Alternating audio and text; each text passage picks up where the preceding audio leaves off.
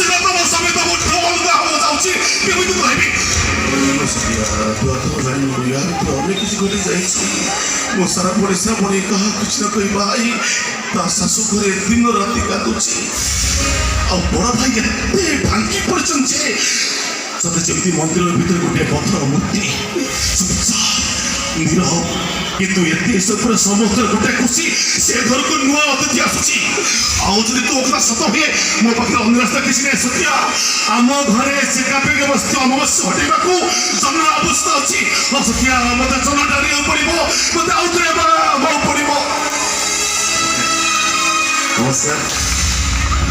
ମଞ୍ଚରେ ହେଲେ କହିବା ଅଲଗା ଏଠି ବହୁତ ଭଲ ଲାଗୁଛି ବହୁତ ଠାରୁ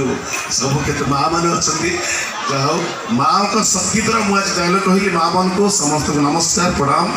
ମା ମାନେ ଆଶୀର୍ବାଦ କଲେ ହୁଏତ ଏ ଛୋଟ କଳାକାର ବେଶୀ ବଞ୍ଚାଇଯିବ ଏବଂ ଏହି ସଂସ୍ଥା ବସିବ ଜୟ ଜଗନ୍ନାଥ ନମସ୍କାର ଧନ୍ୟବାଦ ତୁଳସୀ ବାବୁ ଆମେ ଆପଣଙ୍କର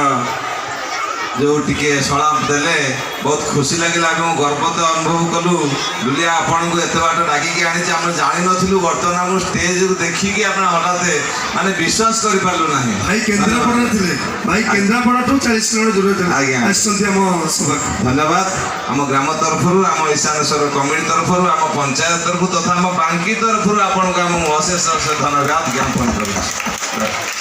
वर्तमान आज आकर्षण जहाँ को आमे